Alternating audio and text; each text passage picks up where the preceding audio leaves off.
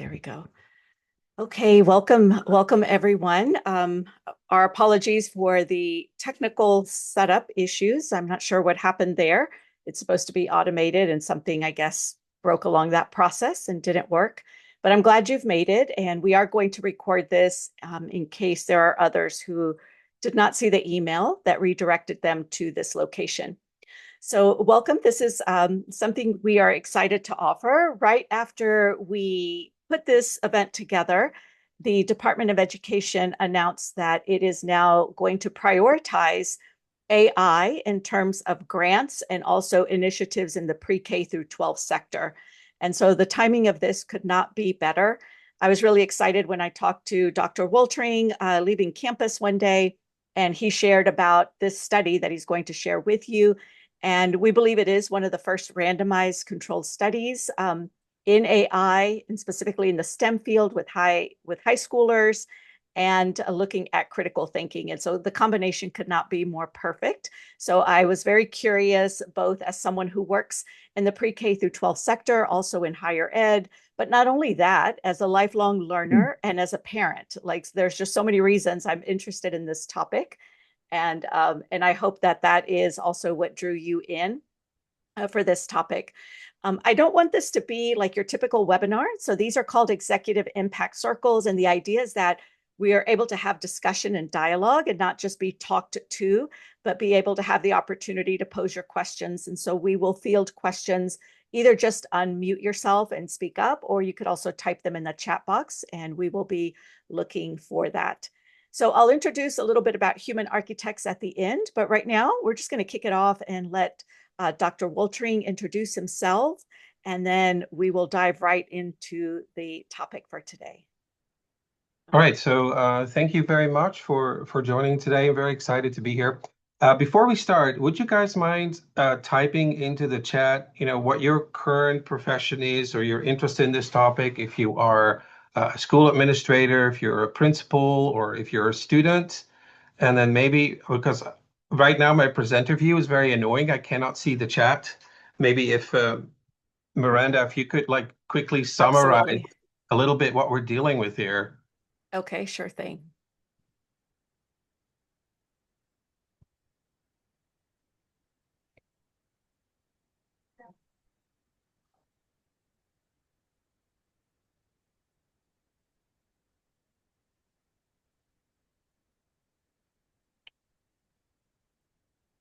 Okay, I know we have two administrators in the room. One is actually a CTO at a school district. We have a professor who's interested in AI. We have a principal who is interested. We have some students as well, a PhD student using AI in training. Those are the things that are coming in. So quite a diverse audience, both from college students, campus leaders, and then district level leaders, and then higher ed as well, faculty. Awesome, thank you. That's Yeah. that's very good to know. So I can tailor a little bit towards what I have here. So that's a little bit about myself. I'm actually not an AI researcher, and I think there are actually very few people who are at the moment. It is a field that is, of course, really exploding more recently. So what I do is I'm actually a neuroscientist, and I've actually been interested in artificial intelligence for many, many years actually since I got interested in neuroscience. And the reason is that the kind of how this technology works is actually very much modeled on how the brain is working. So basically what artificial intelligence is neural network learning. And so I've studied that before, and I've kind of known, I use that actually to model and try to explain to students and to answer questions about how is it possible that from a bunch of connections in our brain, we can make decisions, we can learn and do all of these things. And so that's been really my interest in artificial intelligence. And I have a lab, and I'm not going to talk about that today, but what we do is we really try to bridge the fields of education, neuroscience, and psychology. But what I'm going to talk about today is actually very different from, I'm going to step a little bit outside of my own comfort zone because I'm into what's happening right now is that suddenly AI is taking over education. And this isn't so much about understanding how the brain worked or a sort of theoretical perspective. Since 2010, we've seen machine learning algorithms, we've seen more artificial intelligence being used in society. And since, 2023, what we're seeing with the start of ChatGPT and LLMs, large language models, that everybody suddenly knows, oh, this is artificial intelligence, and students are using it, teachers are using it, everybody's using it, whether you like it or not, you're using it. And there is very little like guidelines on how to use it and what it is actually. And so that's what I was kind of confronted with 2 years ago.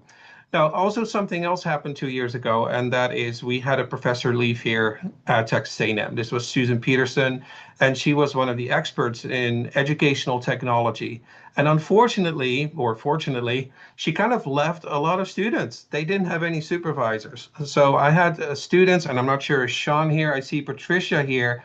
Patricia Grant here, who you can, she's also in the room, is one of those students who, for example, really specializes in how can we use technology more broadly to really enhance education and do that through learning theoretical principles. And that was very useful for me because suddenly felt, oh my God, we have this artificial intelligence revolution. I'm interested in it, I'm excited to know about it. My work basically doesn't really focus on AI per se, but it focuses on critical thinking, self-regulation, transfer of knowledge, like how can we transfer what we learned from one situation onto another. And gosh, the question became really easy for us and for me as well. And luckily, my students were already interested in these kinds of questions. Can we use artificial intelligence basically to promote critical thinking? And that was basically our starting point. And Patricia and Sean, and this is a study by Sean in particular, who's taking the lead on this one, has been about that particular research question.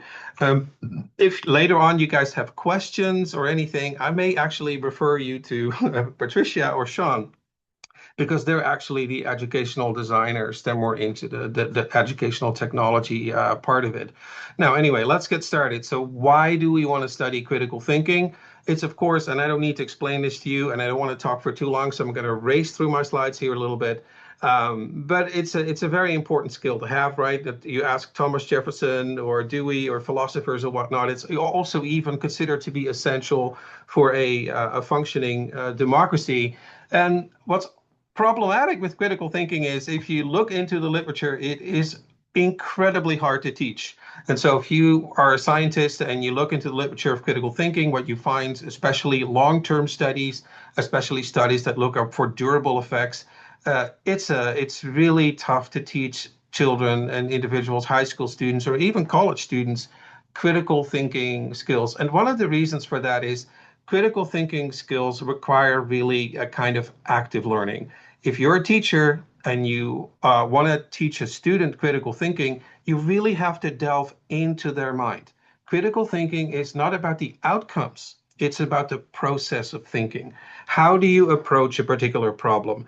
And that's incredibly hard and labor intensive to do. If you're an instructor, if you're sitting here as a school principal and you want your teachers to say, oh, teach your kids critical thinking, and they're suddenly in front of 40 kids, good luck. They won't have the individual attention. They won't be able to find and fine tune their critical thinking ability. You also have to do it in an active learning way. People have to be engaged with critical thinking for it to be able to be taught. And you can model critical thinking. You can teach your students on a blackboard. This is what critical thinking is. But for the students then to use it themselves and really critically think is a whole different kind of ball game at all. So it's a very important skill, but it's very, very hard to teach. Now, one of the methods that has been quite successful and has been employed to improve critical thinking is argument-driven inquiry. And it may be that some of you have heard of this particular method.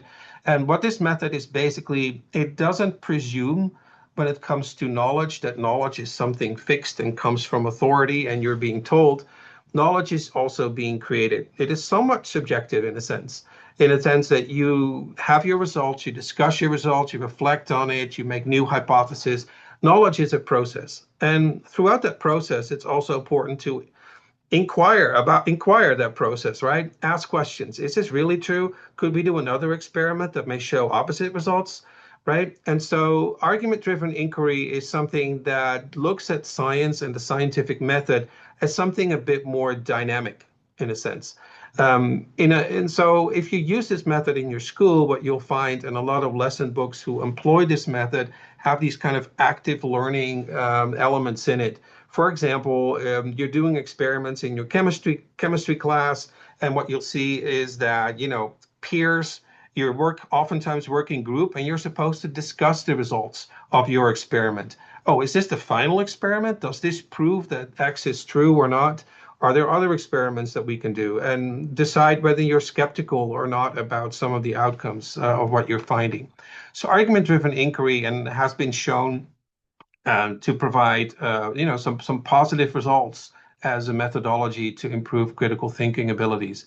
The question we were having obviously is, could we use AI to even further improve critical thinking, or will it lead to a particular brain rot? And you may have heard, and the most experience I think with teachers is if you're using just ChatGPT or Claude, and you see how students interact with them. Some of the research indicates that there are risks involved. In fact, it doesn't look very good. A lot of students who are using artificial intelligence, they don't use their critical thinking skills because of it. So can we scientifically prove that? Can we show, for example, that if you are using AI in a way that is not conducive to thinking yourself, that can be harmful? And there have been some studies that have demonstrated that. Now, here's what we did. We did something different. We randomized 90 high school students who were taking science classes from a school in Taiwan, and we randomized them into three groups. And I would like to tell you a little bit, for those of you who aren't researchers, who do not come from a science background, that the gold standard for experiments that are published in scientific journals is oftentimes the randomized controlled trials. These are very, very hard to run, but it's very different from running a study like, oh, suppose I have an intervention. I measure kids before, then I use my intervention. For example, I'm going to improve mathematics through dance. And then, for example, you have a post test and you measure their math before and you measure their math after. And there's a specific dance that you do that really allows children to get more in touch with their numerology sense or whatever it is. If I do that experiment, I will find differences between pre and post. The kids at the end of the class will most likely do a little bit better at the test than when they did before. Does that prove that your mathematic dance works? No, it doesn't. So you need to have a control group, right? So you need to have a control group that also moves in the room that doesn't dance. So you give them the same level of engagement for those students, and the teacher should be just as enthusiastic and create the same level of energy, and then measure them before and after. What's also interesting is that you randomize them. So we don't know who ends up in what group, if you're in the control group or if you're not in the control group. So we randomized them into three groups. So that's even better than two. So we had a control group, we had what's called the ADI training group. So this is argument-driven inquiry. This was a school who's been using this methodology for years. So the kids were used to it for several months, the teachers were used to it, and this has been a methodology that they've been used for in terms of their science training. And then what we did, we had what's called a Socratic AI training group. So at that time that we were doing that study, ChatGPT released something new. This hasn't been released at this scale yet. It's called ChatGPT Study Mode. This isn't just normal AI. This isn't the AI that you just open when you open ChatGPT or Claude or Copilot.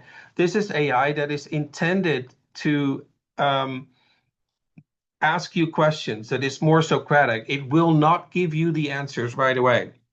So, for example, on the right, I have an example here. For example, global warming must be stopped because it disproportionately affects people living in poverty. And then the AI will say, that's an important starting point. Let's unpack it a little. What do you mean? Are you thinking about this and this or something else? So what the AI is doing, it doesn't just give you the answer, a perfect answer like it normally does. It will actually prompt you to think and critically evaluate the answers that you're giving. It can help you evaluate, okay, what is the source of your statement? Who says that this is the case? And why would they say this is the particular case? What is the strength of the evidence that these claims are based on? Right. And so what it allows you to do with the AI is it tries to get insight into your own thinking process, and it provides you feedback on that particular thinking process. So we have just called this Socratic AI. You can call it AI tutors, or whatever. There's several words that you'll see floating around in the literature. But for critical thinking, we call this, Socratic AI here. So this is a different kind of AI that we use to test against the other groups here. Now, we measured several things. So we measured their self-efficacy. So how confident are the students in the skills that they have? Do they believe in themselves, in their critical thinking skills or the learning material that they've been engaging with? The other thing is their metacognitive learning. This is basically their learning about learning. After they've interacted with the artificial intelligence or been through an ADI training group session on some material, have they learned how to think about learning themselves, and do they become better learners? So how do they scaffold their learning, for example? Do they know that they first read the whole thing, make a little summary, et cetera, et cetera, et cetera? And then finally, and most importantly, we wanted to test whether their actual critical thinking and scientific reasoning ability improved or not. And so that was the crux there. So we're going to first look at the results for self-efficacy. And here are the results. And so just to explain this graph, again, if you're not used to these kind of graphs, so on the x-axis, you see pre and post, right? So this is before the intervention or before the training. At post, you see after the training. The blue line is the artificial intelligence group, the Socratic AI group. The purple line is the argument-driven inquiry group, and the green line is the control group. And so the control group, in terms of self-efficacy for the material that they didn't learn, of course, was a flat line. So that's really good. That means the data here is quite reliable. We expect this to be a flat line because they didn't do anything. There was no intervention or training. The argument-driven inquiry group, when it comes to before and after, there's a slight improvement, but it's really not meaningful. If you run any statistics on it, it's basically effectively a flat line. And so there was no changes in their feelings of self-efficacy.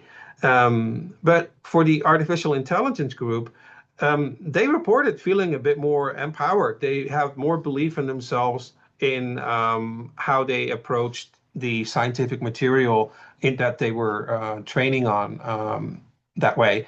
And the statistics also showed that. It's called a medium to large effect size here. So that's a meaningful results. Um, for metacognitive learning, so learning about learning, we found the following. Basically, we didn't find anything. So it had no effect on metacognitive learning. So artificial intelligence group didn't improve in their metacognitive learning. The argument-driven inquiry didn't either, and nor did the control group. So we thought about this a bit, and one of the things that we thought, why didn't we see anything with the artificial intelligence group, is could be because, well, the AI basically does the learning to learn for you. The AI does the mental scaffolding for the students. So do they learn it themselves? Probably not through this way. But the AI is very good in probably doing it for them, or maybe it's not good. We're going to see in the next slide. And so this is the big one. So this is what we found for critical thinking and scientific reasoning. Here's scientific argumentation and critical thinking. Um, I I don't know, when I first saw these results. Those of you who don't know me, my work I'm usually the guy who sits in the back of the room and says, well, that intervention won't work. Or I'll tell you, well, the reason it doesn't work, if you do a proper control group, it's probably going to be nothing. Kind of being very skeptical. I'm very famous for, I'm not super famous, but I'm kind of known for debunking a lot of interventions. If you come up with a good invention, I'll be the person that said to do the experiment to prove that something doesn't work. I've rarely seen results like this. This is called almost like a dose effect here. So the control group, the green one, of course, is flat, right? Well, that's good. It would be weird if it wasn't. The argument-driven inquiry group improves. So when you look at scientific argumentation or critical thinking, yes, it works. If you use the method that they typically use at school, active learning, it works. It improves your critical thinking skills, and kids at post show better ability of scientific argumentation. But now look at the artificial intelligence group. These are whopping effects and also whopping effect sizes. And so is Sean here, by the way? Let me see. Is he here? No. Anyway, No. Patricia, do you remember what I told Sean when I first saw those results? No, I don't remember your exact words, but you were in disbelief. I was in disbelief. Yeah, I Yes. didn't believe them. I thought, did you run the numbers correct? Because this was a little bit too good to be true, or not too Yeah. good. I mean, it was an effect that I expected that we thought was possible, but it was also not just the effect was there, but it was very, very large with a very high effect size. And Yes. so Quick question in the chat. How long after the intervention was it tested? very quickly after. Yeah. So basically, what happened was is we had the high school students go into these three different rooms, and this all happened within the span of 2 hours. And that's a Oh, very good point because a lot of the interventions we didn't do a follow-up study, for example, and Patricia here is actually working on a similar study that will actually have more long-term follow-ups and will have a longer duration of the training and intervention itself, an intervention of several weeks. This was basically stunningly also just after one day, basically of this particular training. So here is the overall training effects. So both are large effect sizes, and they were higher in the Socratic AI group compared to others. What we also did, they also completed an essay, and so they wrote an essay on a science topic before and after they went through their training, either control group, nothing, or ADI or AI training, trained by an AI. And what was interesting here is that um, when we looked at the teachers, and the teachers were blind so we gave the teachers, they did not know who was randomized in what group. Asked them to rate the essays on how well they were written and what grade they would give them. And we found the same effect as what we found with the artificial intelligence. So teacher ratings confirmed the results that our survey measures, our questionnaire measures also found. And so the AI group was better than the ADI group, and the ADI group did better than the control group. What we also did, or I have to say we, but actually Sean painstakingly went through all of these essays and coded all of these essays according to a particular methodology in terms of signs of critical thinking. And so let me see here. So he did a content analysis. So he basically looked for advanced scientific argumentation. So, for example, you have monologic reasoning and dialogic types of reasoning. Monologic reasoning for example, is a type of reasoning that focuses on one particular perspective. For example, social media is bad for mental health. Okay, and then that's a particular statement, and you look for evidence to either support or deny that. Dialogical reasoning is, for example, a type of reasoning that attributes sources, but also shows competing arguments against each other. So you add way more in. So, for example, you say, oh, the National Institute for Mental Health found that social media is bad for mental health, but it also depends on how you use social media. So social media may be good for making friends, but if you da da da da and it doesn't have real life consequences, maybe da da da da. So it becomes more dialogical, and that is a type of reasoning that a scientist we feel shows a bit more sophistication. What we also coded for, and we literally went, I say we, but I mean we, I meant Sean here. He went sentence by sentence and also coded for things that gave signs of their epistemic beliefs. So you can look at a paper that's written in terms of whether the content shows objective or subjective elements within science. And here I mean this a little differently.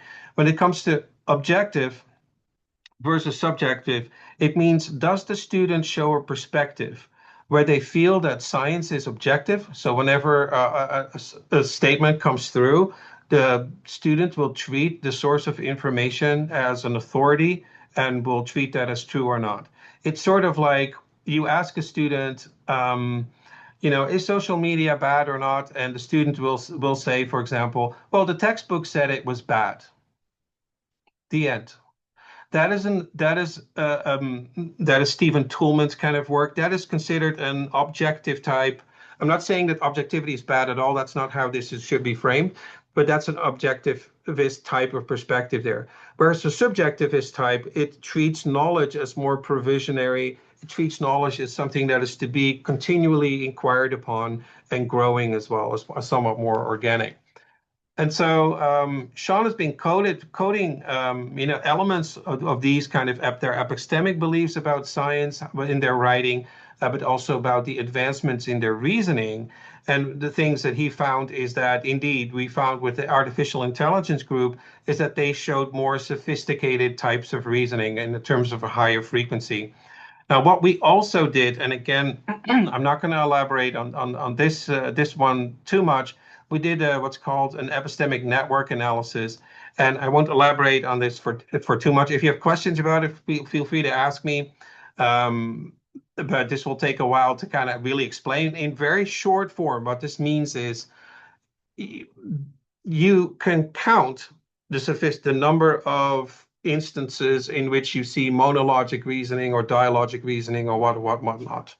What you can also do is look at that as a network within your essay. How much does this type of monologic reasoning occur with this type of monologic reasoning or that type of dialogical reasoning? And what you start to see is certain patterns, certain networks in the thinking of students, in the structure of the thinking of these students. And we're trying to capture that. And what we're seeing, for example, here, if you look at before training and after training, this is for the AI group, you see a shift we saw a shift in the structure of connections that students made alongside elements of critical thinking. This is regardless of any content, what they were talking to, they started to structurally think differently. And so that's basically what this analysis also showed. As a conclusion, and then I'm done, and I'm open the floodgates to questions if there aren't any. So the conclusion is, if you currently open up any LLM, they're very convenient at answering machines. I think what the data currently show is that those kinds of ways of dealing with AI can be harmful to learning. If you have an AI that asks questions, stimulates students to show their thinking, withholds answers until the student has engaged and can produce good learning outcomes, that seems to be, as this study also suggests, to be associated with better learning outcomes at various levels. This paper is not yet published. So what I've shown to you is unpublished data. So it hasn't been going through peer review. We have submitted it, but because we thought this is kind of really useful and actionable information for educators, we've made it publicly available.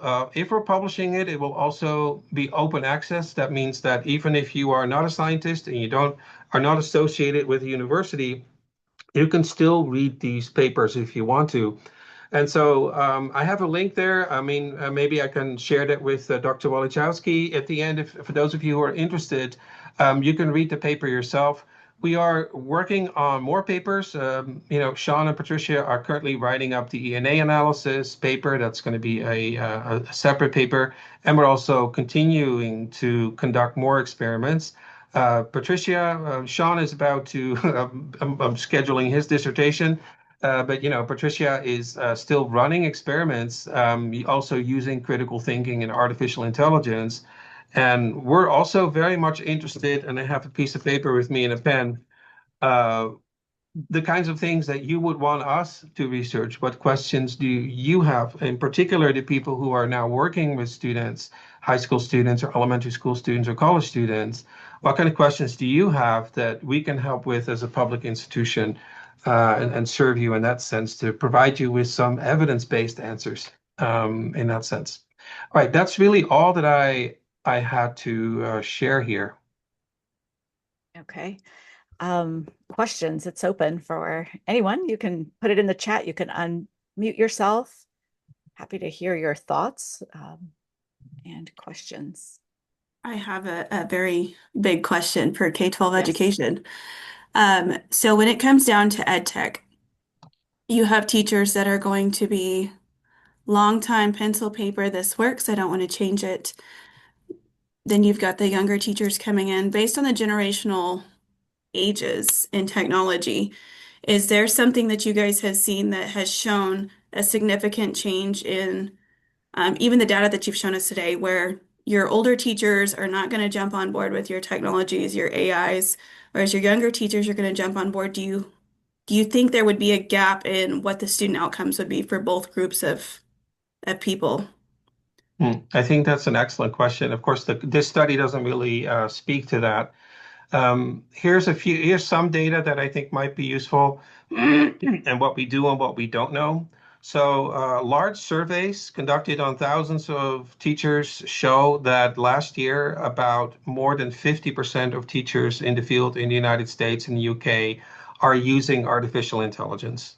They're all using it in their own way. There's no standard way that they're using it, but they're really a large percentage of teachers are using it. What are they using it for? They're using it to make their lesson plans. They're generating content.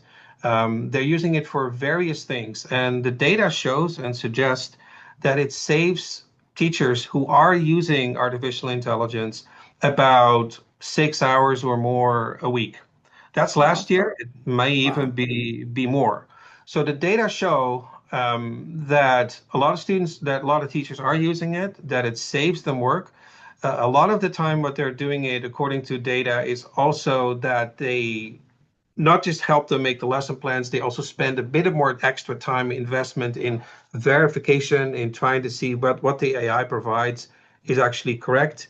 They definitely tune it. So if you ask AI platforms to generate lesson plans, 80%, 85% of the teachers rate those lesson plans as good or very useful, which is a very good sign. And still, they make some kind of minor movements. What you're asking about is basically, well, if your question is, what can I do about the teachers who are kind of afraid of the artificial Mhm. intelligence, who don't want to use them? And it also depends, of course, on your own perspective on how important you feel that this is implemented in your school. And are you doing, unwittingly or not, harm by not exposing students or teachers to those tools that are out there? I'm using tools provisionally here because some people say that it isn't really a tool. And in a way, it isn't really a tool, but you can definitely use it as a tool. And there are definitely benefits to using it. Definitely, in my opinion, I'm on the side of people who think we should delve into it. This is not going to go away. And we should regulate it. And I think we have a responsibility, especially we as a university, have a responsibility to share with school administrators on how we can best use AIs and find good practices, and so that teachers know, oh, there are actually good ways to use it, but there's also bad ways of using it, right? So if you're, and data show there's a large study from students from Turkey that has randomized their students into groups where they just use a chatbot, and students who were just using regular learning. And the students who use a chatbot in the practice problems, they seem to be doing okay. But then when you do a test and they're not with the AI anymore, they do Yeah. worse than traditional teaching, right? And so if you just let students use it and you don't have a particular design plan for those teachers, then you can do harm to your student. I don't really do harm, but let's say the learning outcomes, the learning rates will be lower. That's currently what the data seem to suggest if you just use LLMs. And unfortunately, or whatever, of course, if you open up ChatGPT or Claude or Copilot, the default setting is not tutoring mode. It's not study mode. The default setting is let me make life convenient for you. I will give you all the all the answers you need in perfect summaries.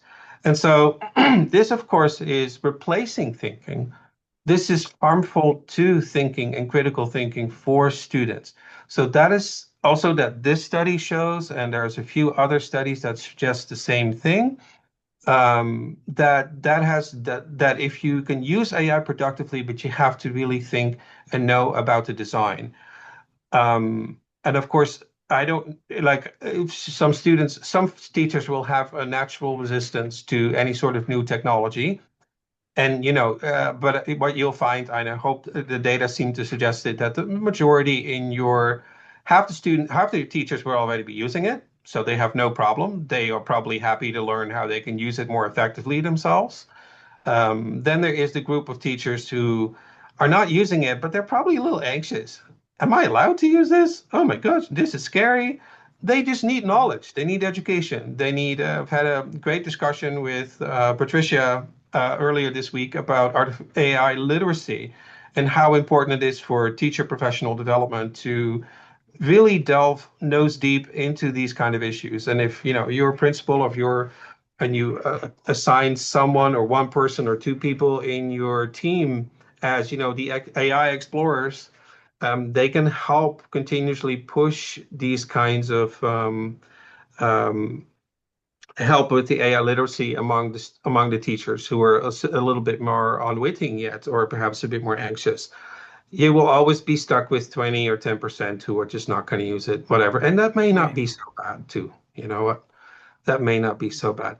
But what they do need to know, and this is also part of AI literacy. If I'm talking too much, let me know. No, please go. What they do need to know, right? You can sit there and pretend AI doesn't exist, but that's an ostrich strategy. That's not going to work.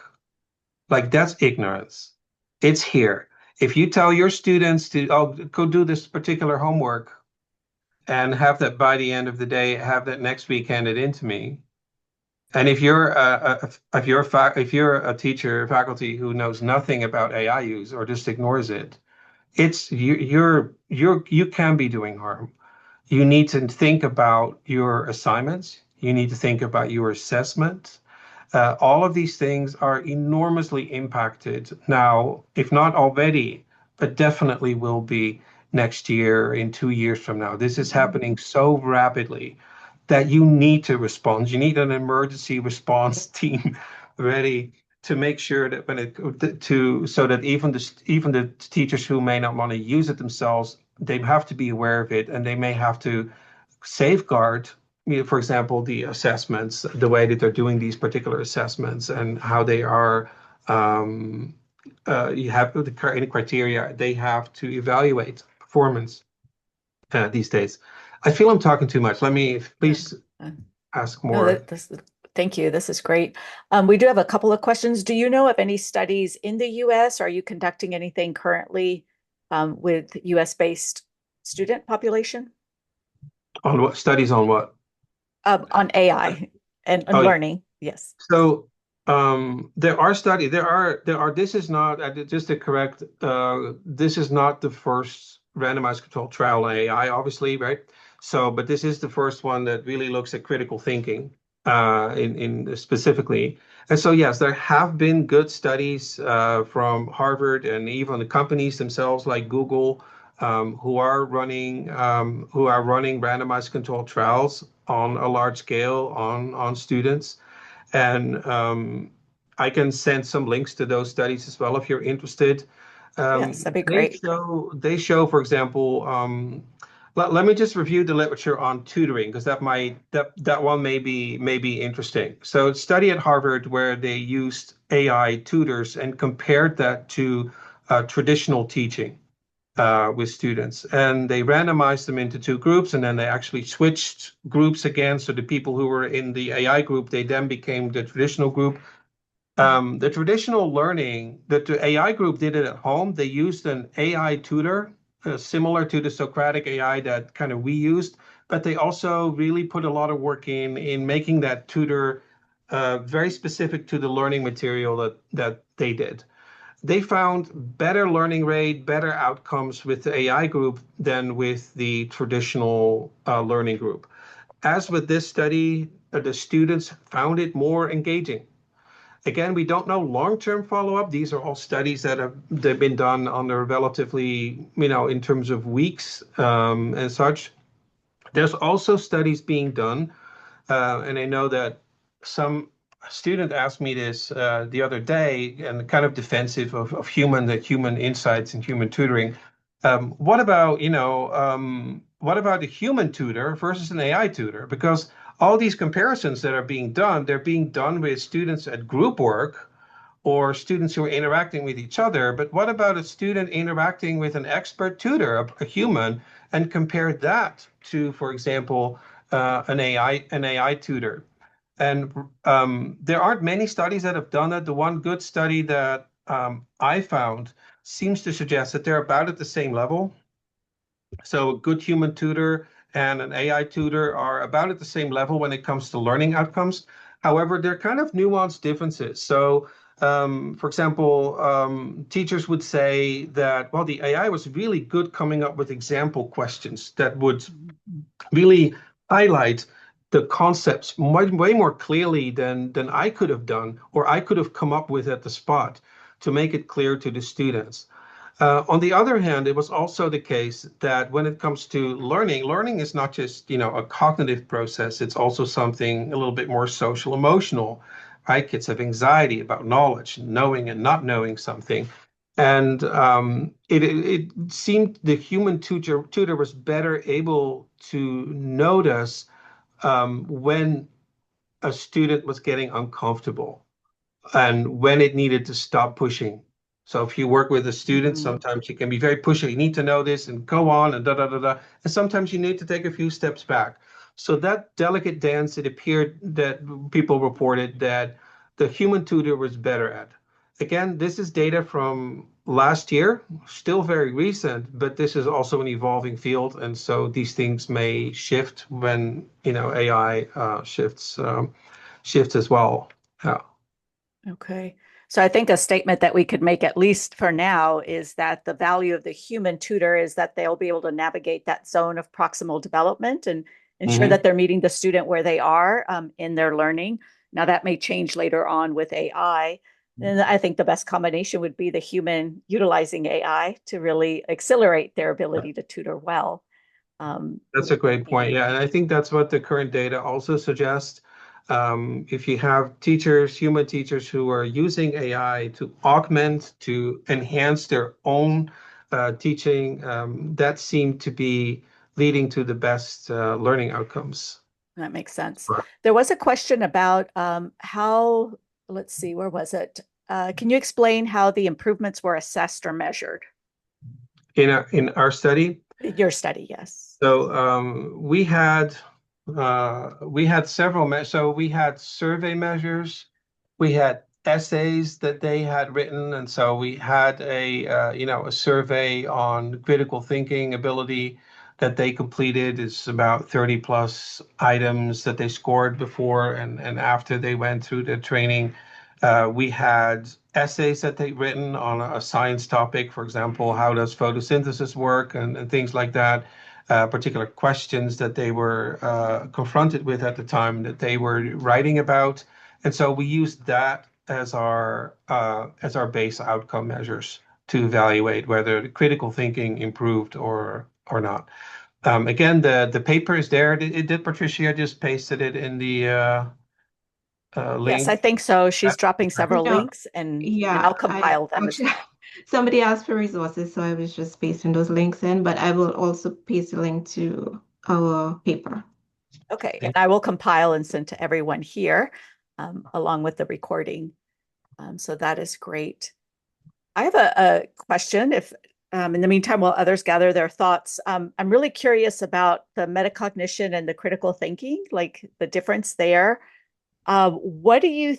I'm Here's what I'm thinking. So if you're not deliberate in letting a student know what they're doing, then they're not going to apply those skills. So I can give you an example. So for example, if I'm teaching cognates, bilingual cognates, English and Spanish, and they can see the idea of a cognate, but if you don't tell them this is a cognate, that means that you could decipher words in English because you know these Spanish words, then they won't have those skills. So if they're improving in critical thinking using AI, I'm wondering if there's a way to cue AI so that it adds that layer of having the student examine their own thinking and provide that, and if that would help with the metacognition part. Does that make sense? Yeah, no, I think so. I mean, I see nowadays when I'm using ChatGPT, it, for example, is very structured in how it provides its answers. It's, of course, it makes it very convenient for me. But it, for example, starts also already with a sort of meta level motivational speech about, oh, this is a great topic and this is important because of this and this and this and this.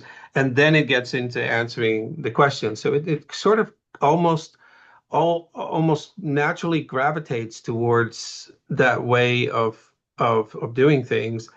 Um, yeah, we're still thinking through the metacognitive learning part.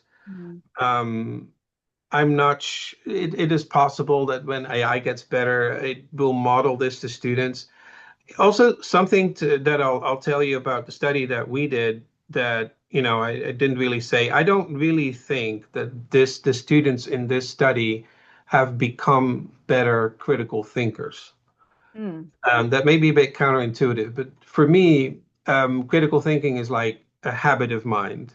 Mhm. And so it's something that you apply and that you use on a regular basis. So if Angie, for example, raises her hand and she has a particular question, even if it's like a question about shopping in the grocery store, I apply certain critical thinking skills because it's my job as a professor. That's what I do. I mean, it's very annoying to be my wife, for example, because I take, oh, this is your claim. What is your evidence? And then I support it with, do you have any support for your claim? And so it creeps into your own thinking.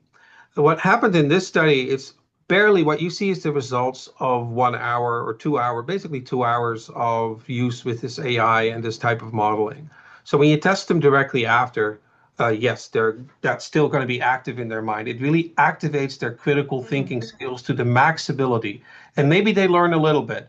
But I do think, and this is something that, Patricia is going to be working on more, if you do this over and over and over and over again, like if you're teaching kids critical thinking and you do it the usual way, you won't get high effects. But given the Right. level of engagement that we got with the I do think this may be a way in which we can also really make this more of a habit of mind so that it will have long-term consequences and it may transfer to, for example, other domains of learning other than what they've been taught the critical thinking ability in.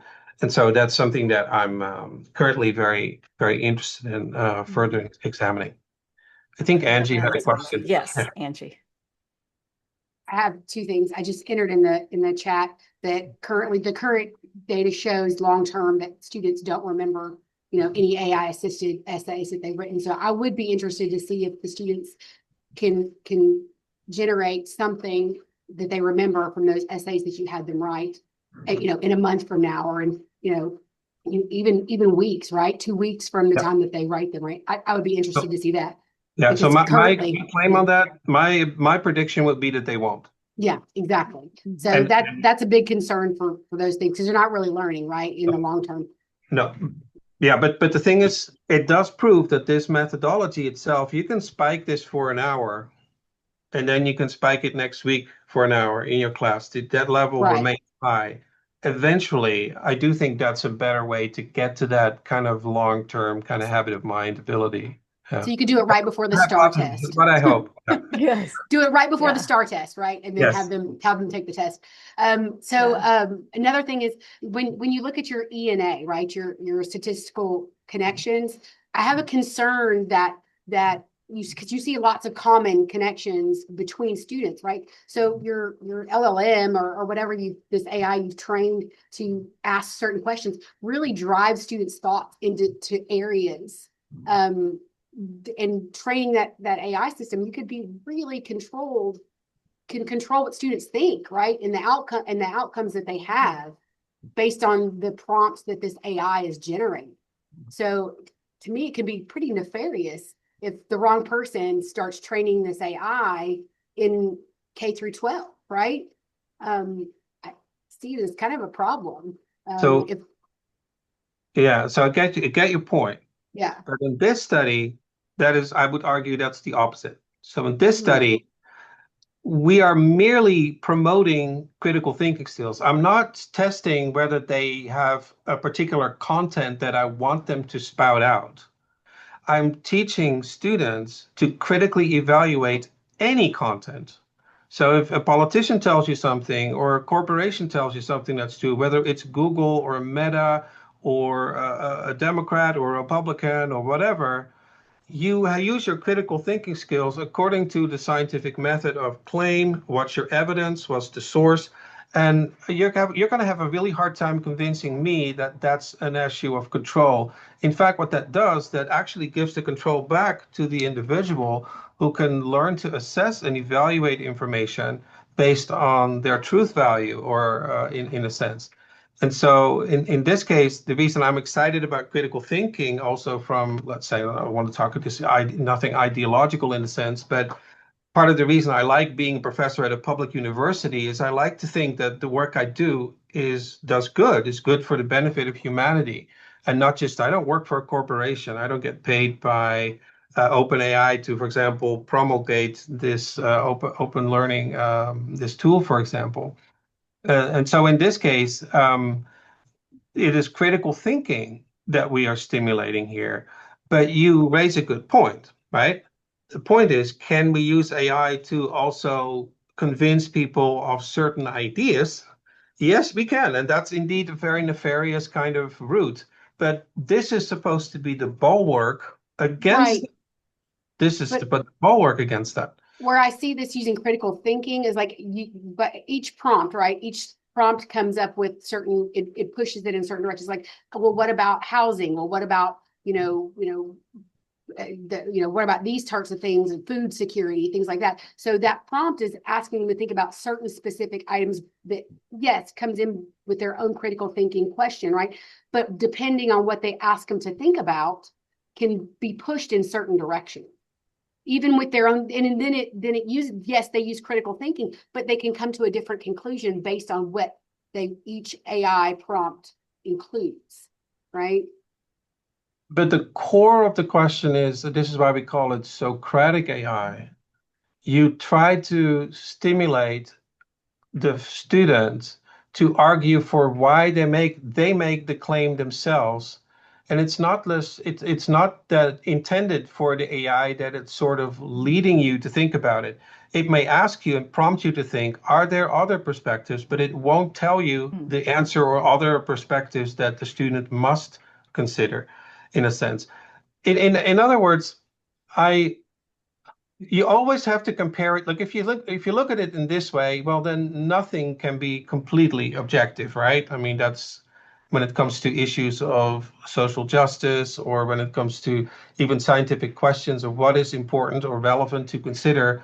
That may be dependent on who you are, and that may be subjective. But the point is for you to have considered it, and then for you yourself to decide, okay, so when we think about data centers being built, you have to weigh several interests. You have to weigh the interest of having to stay technologically advanced as a country. They have to weigh an interest of security, national security, when it comes to the competition. There's also elements of an environmental harm that's being done. rights of citizens can be endangered. You can still decide that one of these is less important than the other. But the idea is that you are getting a fuller perspective and appreciation of the space of possible things that influence those decisions. Even though I don't think the Socratic AI is so much about trying to push you in a particular direction, it's really aimed and geared and trained to explore your own thoughts using methods which are content independent. So, what are the sources? It doesn't matter what content you have. It's always, I hope so, I hope you will agree, it's always good to ask yourself who says what and why? Where does the money go? Who says what? What is their motivation for saying that? What's the source of that information? Is it based just on somebody saying it? Or is it based on scientific information and therefore maybe it's a bit more reliable? Are there alternative perspectives to the perspective that I'm reading?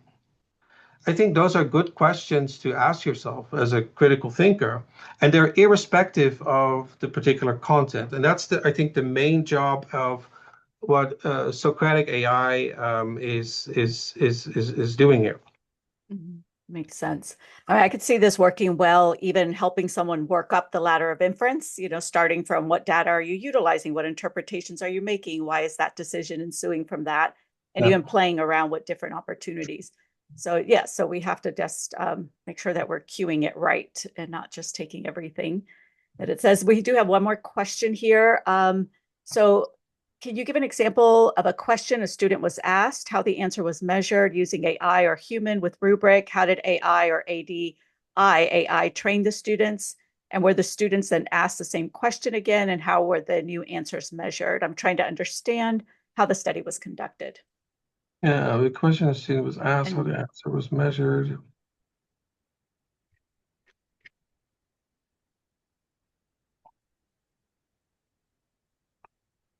I think this is a question more deeper about the methodology, right? mhm, And so basically what happened is this was in the context of science education. And so they were teaching and learning about, let's say, photosynthesis and issues related to science. And then what had happened was the students were divided into three groups. The one group, they just did homework or they did what they owned it in their time. The other group was trying to understand what they've learned using the AI, using the Socratic AI. It would ask them questions. It would stimulate the students to think about, also to think about the sources of what they've learned it from. And the other students were using the ADI method. So this is the traditional method that they use to learning things. They do experiments, they make claims, the students debate them in little groups and whatnot, and that's how that's basically how they're gonna go about it. Then after that, before and after those particular sessions, like I said, we have questionnaires and we have essays that they wrote on a topic that we meticulously evaluated based on their critical thinking abilities displayed within that, as well as answers and evaluations that the students themselves gave. I mean, I can talk for an hour. So the paper is there. So I think for the methodology one, that should be in the paper as well. right, Also, if you're right. interested, next week I'm giving a more academic talk. So this one I kept very short. So I'm deliberately not very elaborate on the details of the methodology or anything. But next week I am giving a more detailed talk for academics, and I think if I can give a link to that too for That'd those be of you great. have a real academic interest in those things. So we can go a little bit deeper on the methodology and the analysis for the study. And I hope Sean will be there too at that Okay. point. Can I ask you a final question? Oh, Yes, Daniel, yeah, please do. So, hi everyone. I don't know if this question was addressed. I got here in the second half of the conversation. So, when we think about learning, we often think primarily about the brain and processes that happen in the brain. So, that makes us kind of think about learning about as inherently an internal process. I'm just curious about your perspective about an external social environment, social connection? What about the idea of about a peer, maybe the idea about human mentor? To what extent do we know if there's something that happens in the brain when learning occurs in a social environment with social specific stimuli? So that social pressure, maybe to make students take things more seriously. So, if we evolved where human children depend on social external cues to learn, to what extent do you think Socratic AI could replace that type of environment or at least supplement? In what ways could you see that happen? Wow, that's a great question. Um, Short answer, I don't really know. Some of the data we reviewed suggests that we really do still need a human in the loop for it to be most effective.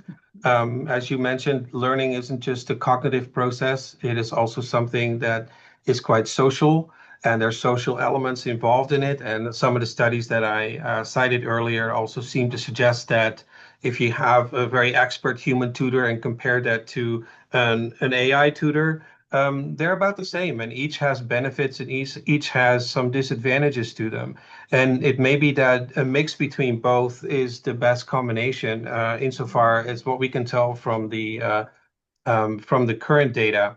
We're also human beings, obviously, and do we know what it's like if we, for example, completely replace teachers or tutoring, if we completely make it a digital effort, right? And that's something that I hope I'll never have to do experiments on or experimentally manipulate in a way to find out, because those wouldn't be fun experiments to do. However, we have some data on, for example, loneliness, and we have some data and investigations being done on, for example, hey, what happens if students feel lonely? And we see that more and more, unfortunately. And a lot of students say, okay, well, I actually find some comfort in chatting with artificial intelligence. It actually kind of feels good, supportive. It always listens to me. And but yeah, what you see with the data in that point, for example, that yes, in an immediate sense, it feels a bit like chocolate. It has a good feeling. But what the data also show is that if you follow up with those students a bit later, is that the human connection is more lasting. And so they did this study where they randomized students into groups of, hey, you're going to be interacting, we're going to give you a buddy, a friend, an actual human you could chat with, and we're going to give the other group an artificial intelligence they chat with. And one of the outcomes of that particular study was that when it actually looked at long-term outcomes of loneliness, only the group that was actually chatting with the human showed reductions in loneliness, and with the AI group in the long term, they actually did not show reductions in loneliness. When it comes to a pure knowledge, you might be right. It might be the case that over the long run, as we get all used to artificial intelligence, knowledge also being power, knowledge also being social power, knowledge also in the context of us being as social animals, there is a huge motivational factor in being knowledgeable, being wise, being somebody who can share that particular knowledge with others, with people. And that is a very motivational thing. It can have negative side effects, but also has certain positive elements in it that seem to drive us towards becoming more knowledgeable. And so it's a very interesting question, but that may be a great one for a sort of a study to be conducted. So, Patricia, pay attention. Yes, Yeah, sounds thank you. great. Thank you very Yes, much. thank you. Well, I will compile the resources and send them to everyone as well as the recording. So Danielle, you'll have an opportunity to see that, Daniel, if you missed part of it. And if you send me the information, Dr. Woltering, on the talk next week, I will also disseminate that. So thank you so much for attending. This was fascinating. I could have stayed here for 5 hours, but everybody probably has to get back to work. And I really appreciate that because the timeliness is very important. And I think our takeaway message is that humans matter in that learning process. So we know about the Rosenthal and Pygmalion effect, that if your teacher believes you can succeed, that you're going to rise to that occasion. Not only that, to navigate the zone of proximal development, we need humans to do that aspect, and learning is social. And so not replacing that element, but is there a way that educators can leverage AI to be able to expand their impact and actually go deeper in learning as well? So I think that that's the takeaway message that landed with me. And just a quick note, thank you. We are human architects. We are in the space of supporting pre-K through 12 and pre-K through 16 education, especially in terms of leader development, coaching groups, individuals, and teams. And we do these executive impact circles just to be of service in what matters in the education space, and an opportunity not just to be talked at, but as you saw today, be able to speak with the individual presenting these important topics. And immensely thankful, Dr. Woltering. This was amazing. So, and Patricia, thank you so much for being here. We want to have you back again as more studies are coming forthcoming. So wonderful. Well, I'll stay back if anyone has any questions. Have a wonderful rest of your afternoon. Take care. Bye-bye. Bye.